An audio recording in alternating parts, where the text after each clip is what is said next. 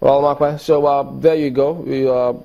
Some scenario as it is out there, but then we also have to appeal to a lot of road users to just, I know there'll be a lot of agitation at the moment, but they need to just see how they could enforce and comply with the road traffic rules so you don't make it all the more chaotic other than what it is out there at the moment. Makwe?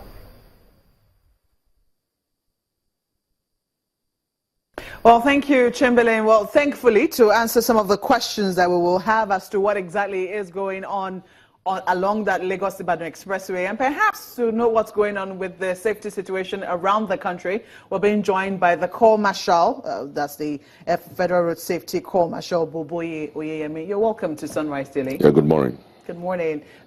That's the situation we found ourselves 2 days running along the Lagos-Ibadan expressway. Of course, we're going to have to ask you that, first of all. What precisely is the situation of things? I mean, this morning it's very difficult. It was very difficult for my colleagues to get to work in Lagos, and it's all because of that same road again. Is this just a construction work? Well, you know, the one thing is this. Lagos-Ibadan expressway has the highest traffic density in the country of 25,000 vehicles per hour. And because of this data, that's what made the government to call for the expansion, to approve the expansion of the road from 2 lanes to 3 lanes. And unfortunately, that is the gateway out of Lagos. And there's been a lot of development along the expressway up to people coming to work from Mowe, Shagamu. So there's been a lot of estates expansion along the road. So in the morning, you experience inbound. In the evening, you see the outbound ways. And another problem is that when road is under construction, we're about to face this kind of chaotic situation. And even before the construction started, there's been a series of traffic alerts by the Honorable Minister, by the FRSC, and continuously. We witnessed a crash, a crash around 4:45 hours yesterday, involving a tanker, four vehicles involved, 4 lives were lost, 5 vehicles, 4 lives were lost, unfortunately. But there was an explosion, combination of LASEMA. I must commend the Lagos State government for the equipment they were able to deploy, which is expected anyway. Then the LASMA trays, everybody joined hands.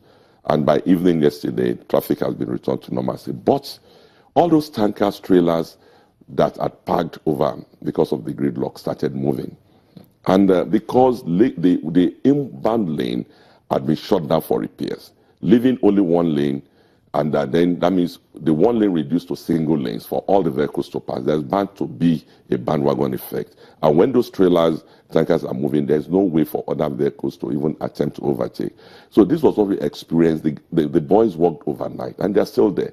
And now they were caught up again with early morning traffic. What we require now is traffic redistribution. All those trailers to be rerouted so that there can be flow of traffic for smaller vehicles and buses.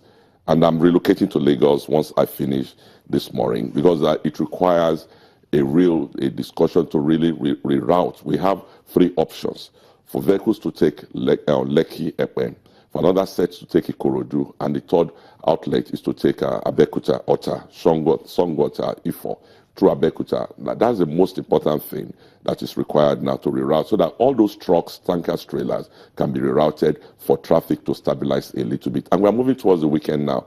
It will remain, but I've deployed all the personnel, all the logistics we have there on the road now. As I was coming, I was getting the situation. There's not been any other crash.